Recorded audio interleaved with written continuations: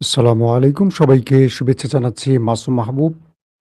দেখছেন open the YouTube channel এবং মাসুম মাহবুব Facebook page. Iran কি শুধু মুখে, মুখে জিতবে নাকি আসলে শক্তি প্রয়োগ করে টিকে থাকতে পারবে?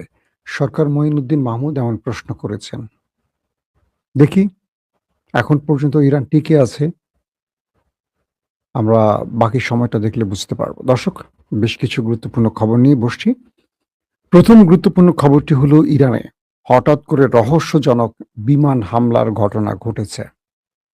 আমেরিকা বলছে তারা এই হামলা করেনি। তাহলে হামলা করল কারা? পাল্টা জবাব কি দিল ইরান?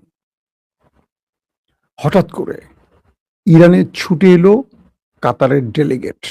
পৌঁছে দিল মার্কিন যুক্তরাষ্ট্রের বিশেষ বার্তা। কি ছিল সেই বার্তায়? ৩ নম্বর গুরুত্বপূর্ণ খবর, আমেরিকার প্রেসিডেন্ট ডোনাল্ড ট্রাম্প বলেছেন তাকে হত্যার চেষ্টা করা হলে পুরো ইরানকে মিসাইল দিয়ে গুঁড়িয়ে দেয়া হবে। তার মানে নেতানিয়াহু কি বলে ডোনাল্ড ট্রাম্প এখন ইরানের হত্যা বা ইরানের ভয়ে আটকে আছেন, আতঙ্কে আছেন।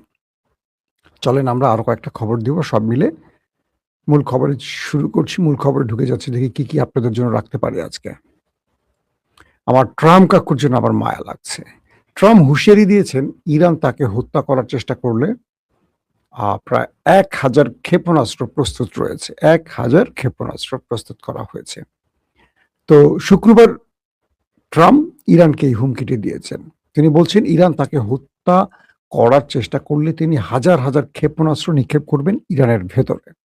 বুঝছেন ইয়ান্নেরা? ট্রাম্প তার ট্রুথ সোশ্যাল প্ল্যাটফর্মে লিখেছেন যে ইসলামিক প্রজাতন্ত্র ইরানকে লক্ষ্য করে ১,০০০ ক্ষেপণাস্ত্র প্রস্তুত করা হয়েছে এবং এর পরপরই আরো হাজার, হাজার ক্ষেপণাস্ত্র নিক্ষেপ করা হবে। যদি ইরান সরকার বিশ্বের বিভিন্ন প্রান্ত থেকে ঘোষিত তাদের হুমকি অনুযায়ী মার্কিন যুক্তরাষ্ট্রের বর্তমান প্রেসিডেন্টকে এই ক্ষেত্রে মানে নিজেকে বলছে আমাকে হত্যা বা হত্যার চেষ্টা করে, তবে এই ব্যবস্থা নেওয়া হবে।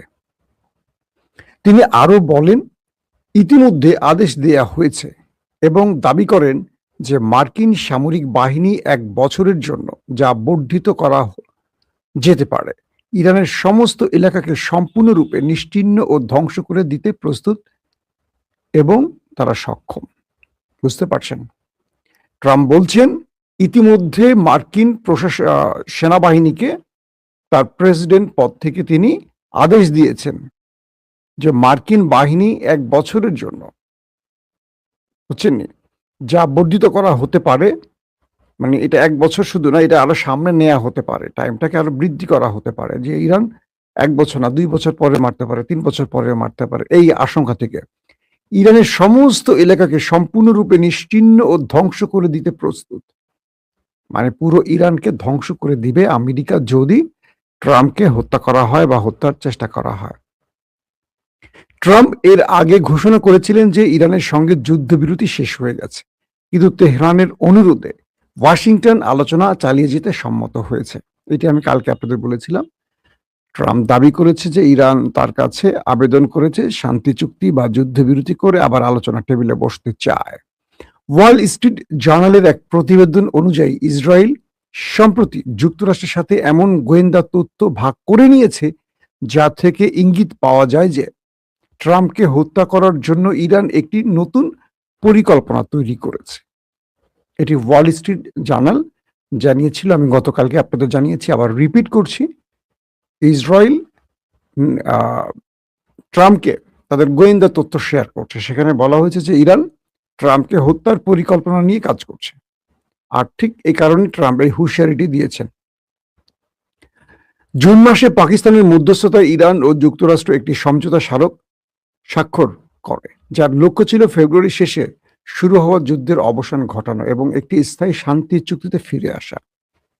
কিন্তু আমরা সাম্প্রতিক সময় দেখলাম আবারও হরমুজ প্রণালী ঘিরে দুই দেশের মধ্যে উত্তেজনা বেড়ে গেছে, আবার একে অপরের উপর হামলার ঘটনা ঘটেছে এবং ইতিমধ্যে আমেরিকা প্রথম দফায় ৮টি ইরানি টার্গেটে ৮০টি ইরানের টার্গেটে অ্যাটাক করেছে। পক্ষান্তরে ইরান তাদের 85টি টার্গেটে অ্যাটাক করেছে। পরের দিন মার্কিন যুক্তরাষ্ট্র তাদের 90টি টার্গেটে, ইরানের 90টি টার্গেটে অ্যাটাক করেছে। ইরান পক্ষান্তরে তাদের 100-র অধিক মার্কিন ঘাঁটির টার্গেট করে অ্যাটাক করেছে। এরপর আমেরিকা সুর নরম করে এবং তারা আলোচনার জন্য ইরানের সাথে বসার আহ্বান করে। পরপরই কাতারের একটা বিশেষ ডেলিগেট ছুটে যায় ইরানে। আসেন সেই খবরটা একটু দিচ্ছি আপনাদের। হঠাৎ করে কাতারের বিশেষ ডেলিগেট ছুটে আসে ইরানে এবং তারা ইরানের সাথে এই বিষয় 1-to-1 আলোচনা করে। বলা হচ্ছে যে মাসুম ভাই কাজ করতে করতে আপনার ভিডিও দেখছি, নাম কি? মাসুদ খান, ওকে। তো কাতারের ডেলিগেট ইরানে এসে তারা বলছে যে আপনাদের কি হলো? আমরা বারবার পরিশ্রম করে মধ্যস্থতা করে আপনাদের মধ্যে সমন্বয় করে দিচ্ছি, কিন্তু আপনারা বারবার সেই শান্তি চুক্তি লঙ্ঘন করে একে অপরের যুদ্ধে জড়িয়ে যাচ্ছেন কেন? ইরান কাতারকে বলছে আপনারাই তো মধ্যস্থতার মাঝে ছিলেন, তাই তো? তাহলে শান্তি চুক্তিতে আমাদের কি উল্লেখ ছিল? MOU-তে কি কি উল্লেখ ছিল, কি কি স্বাক্ষর করেছিল আমেরিকা? একটু মনে করেন, কাগজ হাতে নেন। সেখানে কথা ছিল হরমুজ প্রণালী পুরোটাই রক্ষণাবেক্ষণ ইরান করবে, নিরাপত্তা ইরান দেবে, এখান থেকে টোল বা মেইনটেনেন্স চার্জ ইরান নেবে। ছিল কিনা? কাতার বলছে ছিল। তাহলে আমেরিকা কেন ইরানকে অ্যাভয়েড করে সেখান থেকে ভিন্ন রুট তৈরি করে আমাদের চ্যালেঞ্জ জানাচ্ছে? 1। 2 নম্বর, কাতার ইরানকে বলছে যে আমেরিকা যদি আপনাকে অ্যাটাক করে আপনি আপাতত, ইরানকে বলছে আপনারা আপাতত একটু চুপচাপ থাকেন, কারণ একটা বড় যুদ্ধের পরিকল্পনা করছে শত্রুরা। কাতার ইরানকে বলছে একটা বড় মধ্যপ্রাচ্যে বড় আগুন লাগাতে চাইছে শত্রুরা। বুঝছেন তো? শত্রুটা হলো ওই যে আমাদের নেতা কাকুর দেশ। তো আপনারা সেই মধ্যপ্রাচ্যে ভয়ঙ্কর আগুন যদি নেভাতে চান বা লাগাতে না চান, তাহলে সংযত হতে হবে। ইরান আবার কাতারকে বলছে যে আমরা আমাদের লক্ষ্য অর্জনের জন্য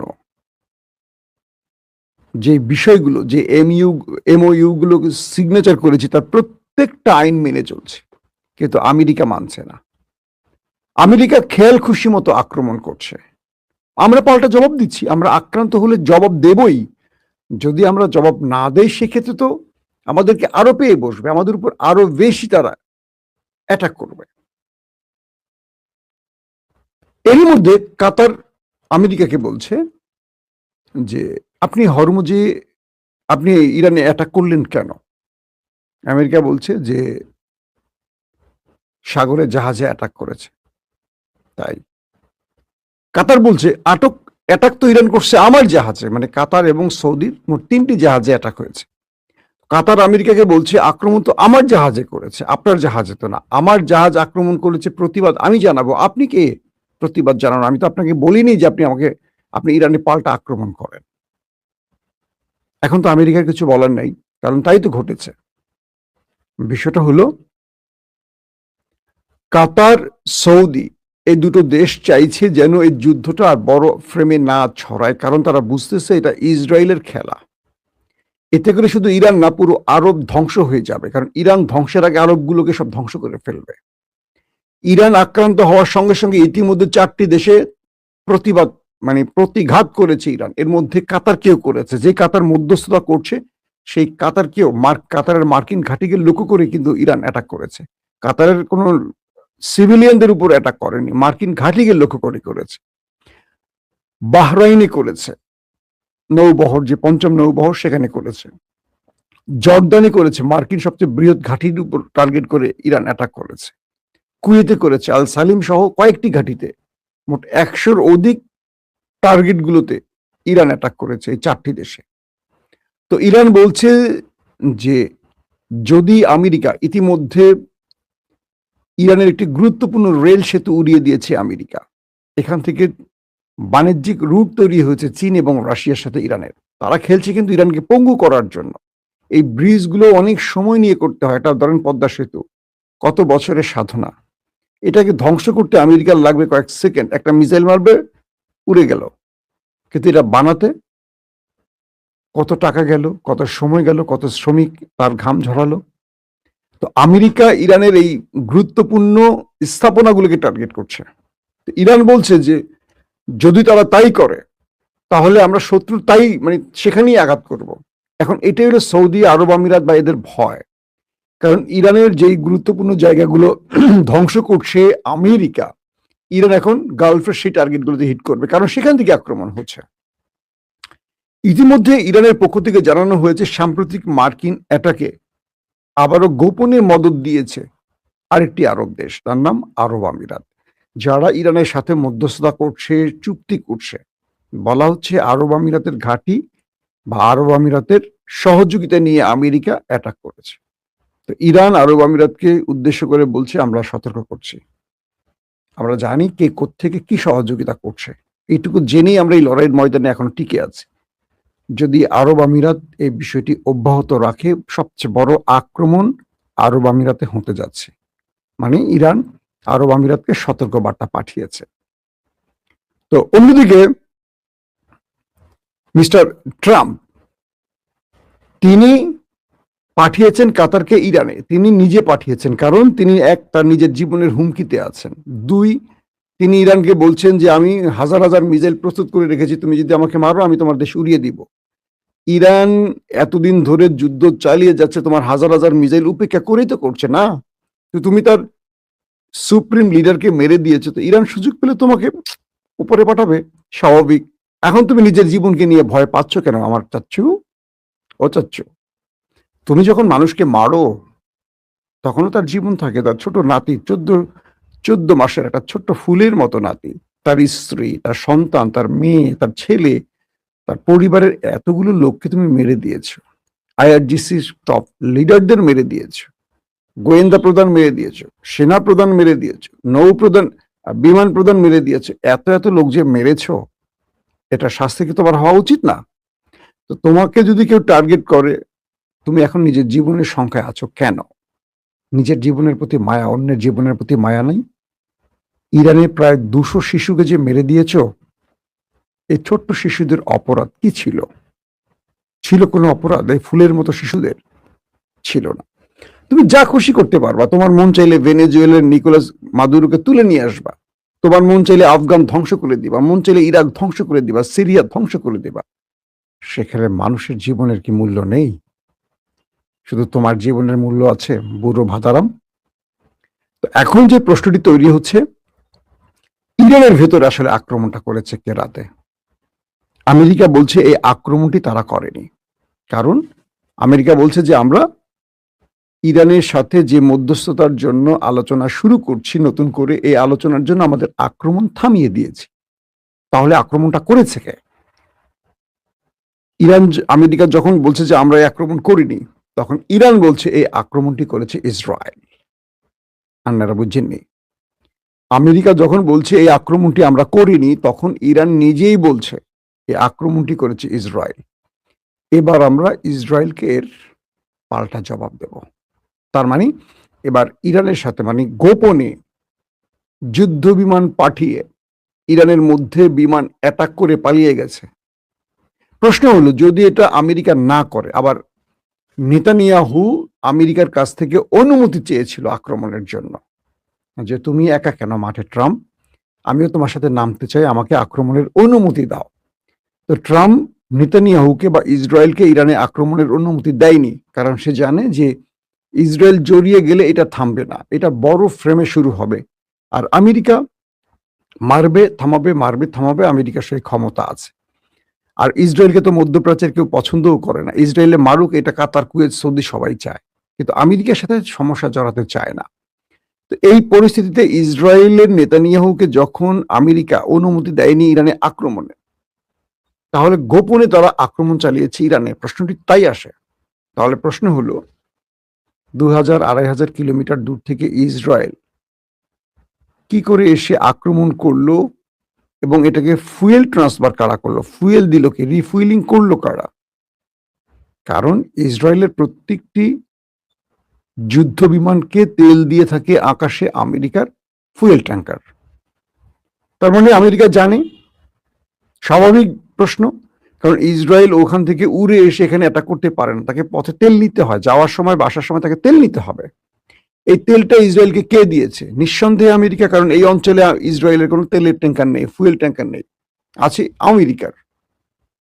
তার মানে ইরান যে অভিযোগটি করছে, এই মধ্যরাতে হঠাৎ করে ইরানের ভেতরে কয়েকটা বিমান হামলার ঘটনা, এটার সাথে ইসরায়েল দায়ী। তবে নেপথ্যে আমেরিকা থাকার সম্ভাবনা অনেক বেশি।